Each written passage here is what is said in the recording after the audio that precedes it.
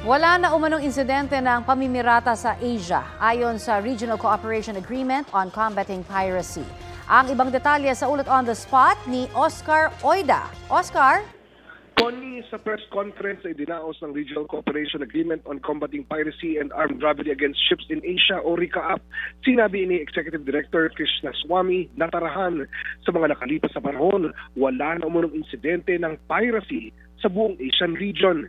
Bagamat may ilang insidente daw ng petty theft sa ilang bansa, ito raw ay socio-economic in nature. Nang matanong kung paano na isasagaw ang kooperasyon sa RICAAP, lalo't may mga bansa na may mga magkatunggaling pananaw gaya ng Pilipinas at China. Simple ang naging sagot ng RICAAP. Apolitical daw ang grupo at nakatuon lamang ang kanilang atensyon sa pagsugpo sa piracy at wala ng iba. Sa naturang press conference, natanong din si Philippine Coast Guard Admiral Ronnie Hill Gaban kung sapat na ba raw ang puwersa ng Philippine Coast Guard.